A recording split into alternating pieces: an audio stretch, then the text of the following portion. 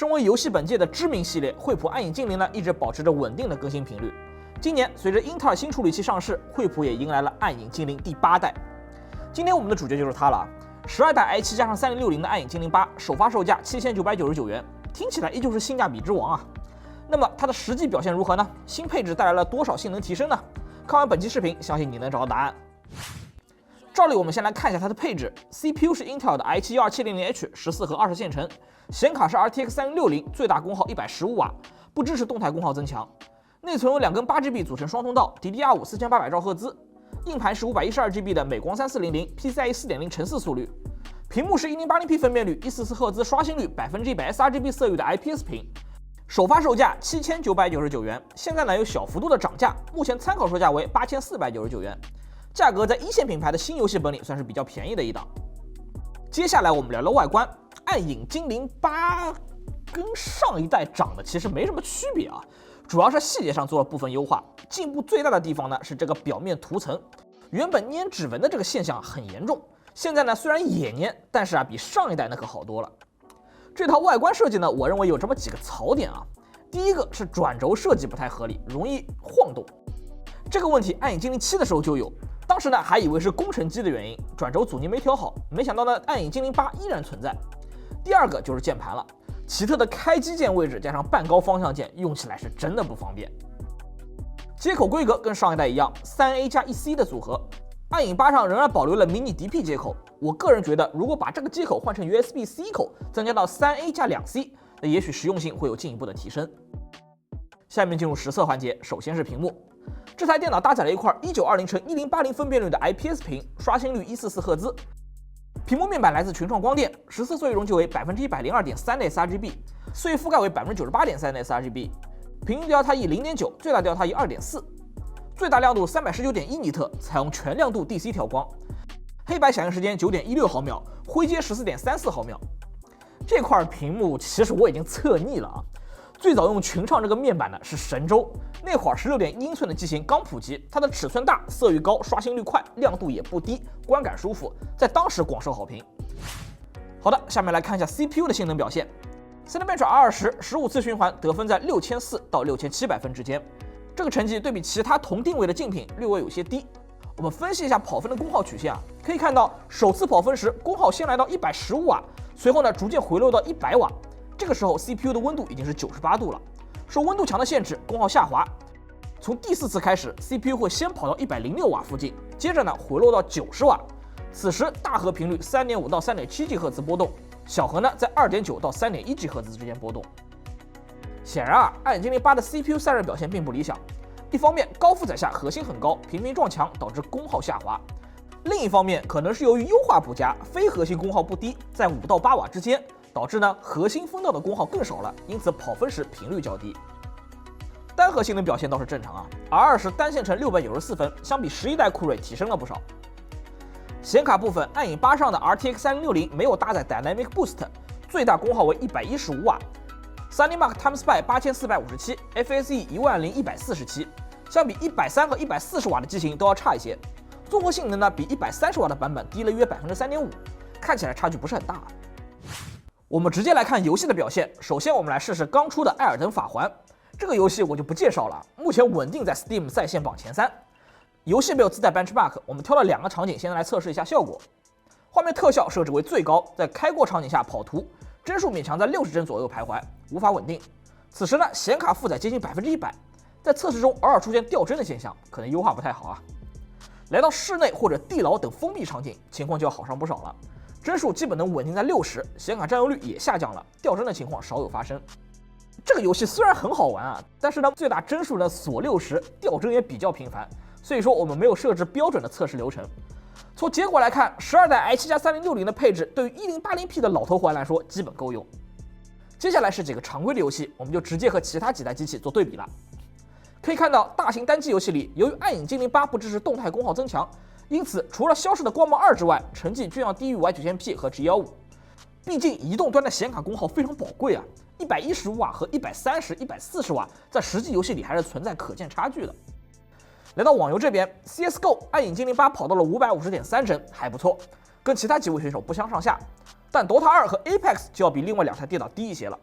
尤其是 DOTA 2，在测试的过程中 ，CPU 的非核心功耗占了接近10瓦，导致核心只剩下40瓦功耗，感觉是触发了什么奇怪的 bug， 反复跑了几遍，情况还是这样，帧数表现不佳。生产力部分 ，Adobe 三件套 PS 938分 ，AE 913分，暗影精灵8的单核性能不差，因此呢这2项表现还行。但是注重多核性能的 PR， 暗影精灵8只有795分，略低于其他机型。SpecView 2020中，暗影精灵8发挥稳定，和其他机型的成绩差别不大。简单总结一下，暗影精灵8的游戏表现一般，单机游戏部分由于没有动态功耗增强，显卡的功耗呢要比其他游戏本低了15到25瓦。今年 CPU 端新增了功耗调度控制器，并且呢能耗比提升，导致游戏里 CPU 功耗需求更少 ，Dynamic Boost 的效果会更明显。而暗影精灵8还是我行我素啊，你做你的增强，我依旧是115瓦稳如老狗。这个策略有好有坏，坏的方面刚才提到了，帧数会低一些，但是呢，好的方面是 Dynamic Boost 现阶段依旧不够稳定，存在很多奇奇怪怪的小问题，导致游戏时的调度不正常。没加这个功能嘛，在某种意义上来说，可能反而是好事啊。只不过后期一旦技术成熟，惠普再不跟进，恐怕游戏性能就会一直落后了。OK， 看完性能实测，接下来是拆机环节。暗影精灵8的拆解步骤并不复杂，卸下底面的全部螺丝，用吸盘配合壳片即可轻松取下后盖。可以看到，内部总体结构和暗影精灵7是一样的。下方是83瓦时电池 ，PC Mark 10现代办公续航时间为6小时43分钟。网卡是英特尔的 AX211，支持 WiFi 6E。内存为2根8G 的海力士组成双通道 ，DDR5 4800兆赫兹，详细跑分看图。成绩跟 Y 曲线 P 接近，略低于美光的2根8G 比。固态硬盘为美光3400 PCIe 4.0×4速率，详细跑分看图。上方是散热模组，4热管双风扇的组合，与上一代规格一致。我们直接来看它的散热表现。室温25摄氏度，单烤 FPU，H12700H 96度，封装功耗85瓦 ，IA 功耗78.9瓦 ，P 核 3.7G 赫兹 ，E 核 2.9G 赫兹。单烤显卡 RTX 3060稳定在115瓦，核心73.6度，频率1770兆赫兹。双烤 CPU 96度左右，封装功耗64.5瓦 ，IA 功耗57.3瓦 ，P 核 3.1G 赫兹 ，E 核 2.5G 赫兹。显卡115瓦，核心82.9度，频率1762兆赫兹。表面温度方面，键帽最高温出现在了字母 N 键37.6度，看着很烫啊。实际上呢，整个键盘最热区域都没达到40度，表现非常不错，继承了暗影精灵7隔热好的优点。噪音部分，狂暴模式下满载为55.8分贝，游戏本的常规水平。总的来说，暗影精灵8的散热表现比上一代有进步，隔热表现好呢，这个方面还是值得肯定的啊。玩游戏不烫手那是真的舒服。不过呢，其他游戏本在散热上也都下了功夫，这个成绩放在今天并不算出众。尤其是 CPU 部分，单烤 CPU 85瓦看上去并不低啊，但是呢温度已经撞墙了，面对14核的 H12700H 有些吃力。OK， 看完了视频的全部内容，相信各位对暗影精灵8也有一定的了解。按照惯例，这里总结了3条优缺点供各位参考。先说优点。第一，一线品牌中性价比很高。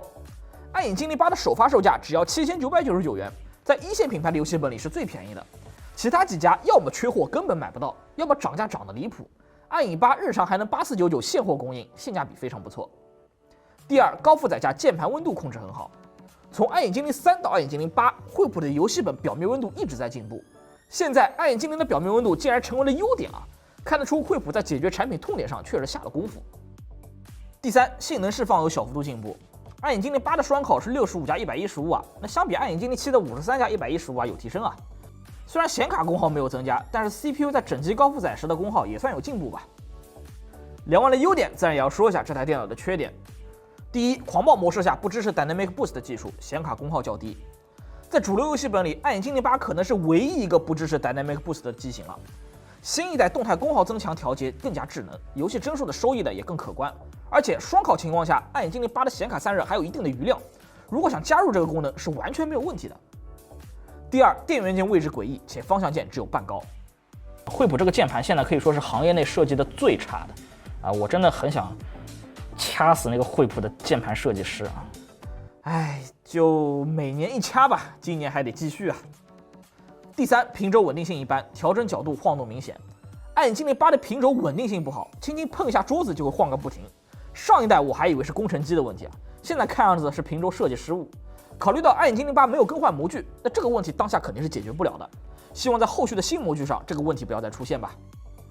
实话说啊，暗影精灵8实际上就是暗影精灵7的 CPU 迭代款，除了 CPU 和内存升级之外呢，其余配置基本上没有变化。这个模具的显卡表现的不差，隔热、噪音控制都比较优秀。但是这一代各家都升级了散热，连天选都把显卡提升到了140瓦，导致呢暗影精灵8的竞争力低了很多。即便如此 ，i7-12700H 加上3060加上 DDR5，首发7999元，日常价8499元。对于一台一线品牌的游戏本来说，这个售价还是相当有竞争力的。